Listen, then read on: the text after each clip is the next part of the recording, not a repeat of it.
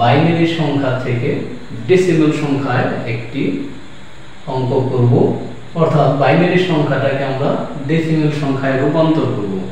একেবারে ছোট একটা অঙ্ক, সেই ছোট অঙ্ক থেকে আমরা আস্তে আস্তে বড় দিকে যাব। এটি কি সংখ্যা আছে? বাইনারি সংখ্যা। কিভাবে চিনতে পারলাম? আমরা জানি বাইনারি সংখ্যার বেস হলো 2। আমাদের পূর্ববর্তী আলোচনায় অবশ্যই আমরা আলোচনা করেছি যে বাইনারি সংখ্যা বা অক্টাল সংখ্যা বা ডেসিমেল সংখ্যা বা হেক্সাডেসিমেল সংখ্যার বেস কত বা কোন সংখ্যা কেমন দেখতে। অবশ্য তুমি বইয়ের হেল্প নিতে পারো।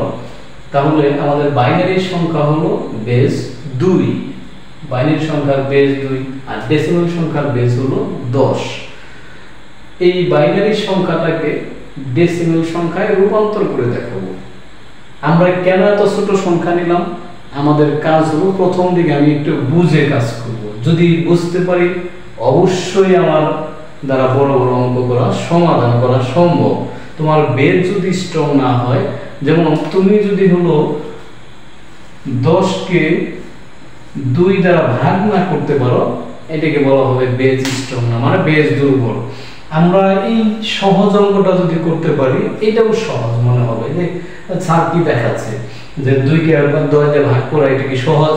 স্যার এটা কঠিন? এটা আমার জন্য সহজ। তাহলে এই অঙ্কটাও তোমার জন্য অবশ্যই সহজ হবে। একটু ধৈর্য ধরে খেয়াল করো আমি কি করতেছি, একটু ধৈর্য ধরে অবশ্যই তোমার খেয়াল করতে হবে। তাহলে এখানে আমরা যে কাজটা করব, দেখো প্রথমত অঙ্কের মধ্যে বা আমার পরীক্ষার মধ্যে এই সংখ্যাটা দেয়া থাকবে, আমি তুলব। লিখতে পারো উদ্দীপক থেকে পাই। তাহলে উদ্দীপক থেকে কি পেলাম আমরা? 101। এই সংখ্যাটা আমরা খাতায় তুলব। তোলার পরে যে কাজ করব, দেখো কয়টা অঙ্ক আছে এখানে, অর্থাৎ কয়টা ডিজিট আছে? 3টা ডিজিট আছে। তাহলে 3টা ডিজিট, 3টার প্রথম ডিজিট আমরা লিখব। প্রথম ডিজিট লেখার পরে যে কাজটা করব, এখানে বেস কত? 2, এটা গুণ চিহ্ন দেব 2। খেয়াল করো আবার 1 1, এইটু কোথায় থেকে আসছে? বেস 2। এখানে বেস যদি 8 থাকতো 8 দিতাম, এখানে বেস যদি হলো 16 থাকতো 16 দিতাম, কিন্তু 10 থাকলে আমরা 10 দিই না, কারণ ডেসিমেলের বেস দিয়ে আমরা কাজ করি না। তাহলে এর পরের সংখ্যাটা লিখতে গেলে কি করতে হবে? যোগ চিহ্ন দিতে হবে। যোগ চিহ্ন দিয়ে পরের সংখ্যাটা আমরা লিখব। এরপরে দেখো কি কাজ? সেই একই রকম কাজ, গুণ 2। তারপরে ধাপ হলো যোগ 1, এরপরে গুণ হলো 2। দেখো 3টা সংখ্যায় আমরা 3 বার লিখে সাথে গুণ কি করছি? বেস মানে 2।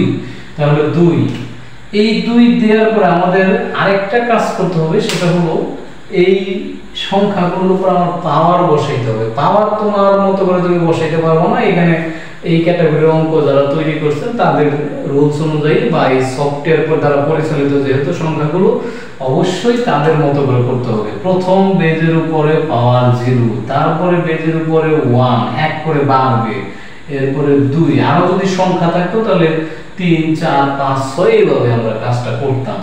এরপরে ধাপ কাজ কি? দেখো পরের ধাপের কাজ হলো 1। তারপরের কাজ তুমি খেয়াল করো তো, এখানে ছোট আমরা 9 10 অথবা হলো বীজগণিতে পড়ে আসছি কিনা।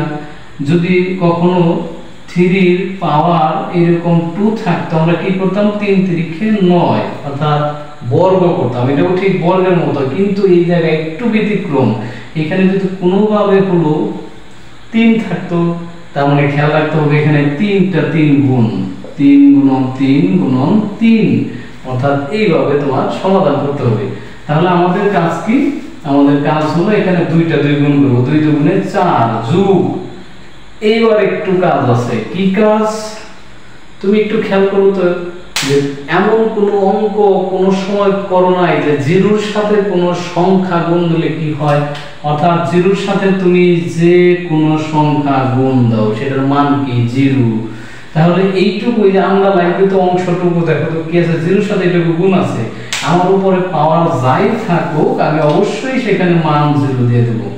আমার ওই অঙ্ক করারই দরকার নেই, কারণ এই মান বের করার পরেও 0 হবে। এর কারণে আমি এটুকু করবই না। যোগ 1 গুণন, এখন আরেকটা অঙ্ক আমরা অনেক আগে থেকেই জানি যে কোনো সংখ্যার উপরে যদি হলো পাওয়ার 0 থাকে সেটার মান 1 হয়। একটু মুখস্থের মতন এটা, যে তোমার একটু বিষয় মনে রাখতে হবে যে কিছু কিছু জিনিস অবশ্যই তোমার নিশ্চিত ধরে তারপরে কাজ করতে হবে।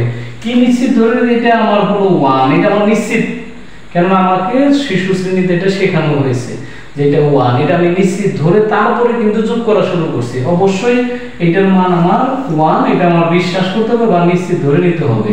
এরপরে গুণ করো 4 যোগ 0 যোগ 1 গুণ করলো 1, এরপরে দেখো 5। এখন এটার বেজ হয়ে গেছে 10, অর্থাৎ রূপান্তর আমার হয়ে গেছে এক সংখ্যা থেকে আরেক সংখ্যায় রূপান্তর, অর্থাৎ বাইনারি সংখ্যা থেকে ডেসিমাল সংখ্যায় আমরা রূপান্তর করলাম।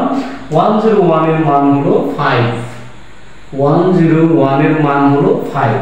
আমার এইটাই आंसर, আমি এখানে आंसर দিতে পারি। দেখো তো মনে হলো কি কঠিন?